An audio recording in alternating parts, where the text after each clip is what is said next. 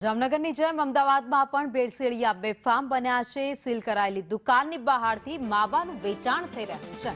અખાદ્ય માવો મળતા દુકાનને સીલ કરવામાં આવી હતી। દુકાન સીલ હોવા છતાં માવાનું વેચાણ યથાવત જોવા મળ્યું છે।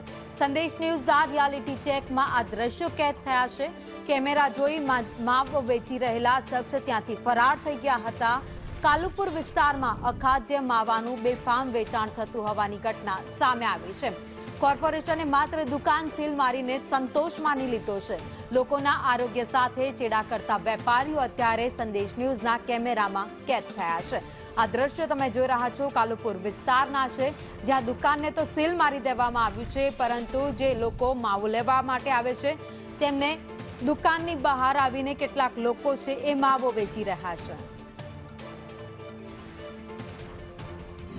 દિવાળીના પર્વ પર હેલ્થ વિભાગ એક્ટિવ થયું હતું અને તમામ જગ્યા પર ખાણીપીણીની જે ચીજવસ્તુઓ હોય તે ચેકિંગ હાથ ધરવામાં આવ્યું હતું।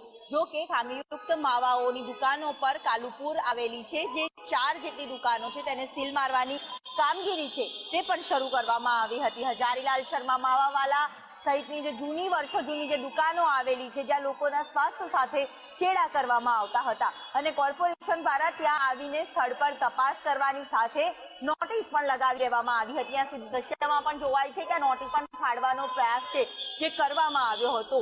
સાથે સાથે એક વિડીયો પણ વાયરલ થયો છે કે જ્યાં બેફામ આ લોકો હજી પણ માવાનું વેચાણ કરી રહ્યા છે। બહાર એક માણસ ઊભો રહે અને જે બાદ પૈસા લઈને આવે, પૈસાનો વ્યવહાર કરે અને જે બાદ માવાનું ખરીદ વેચાણ કરે। ભલે દુકાનોમાં સીલ મારવામાં આવે, પરંતુ જે કામગીરી છે માવા વેચાણની તે યથાવત અહીંયા ક્યાંક જોવા મળી રહી છે, જે પ્રકારે વિડીયોમાં પણ સાબિત થઈ રહ્યું છે।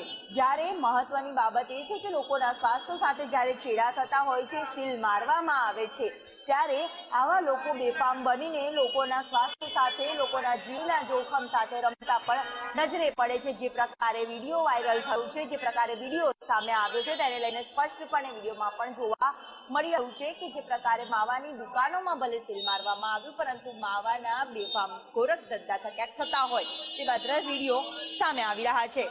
કેમેરામેન મનીષ વાડિયા સાથે દિવ્યા ચૌહાણ, સંદેશ ન્યૂઝ, અમદાવાદ।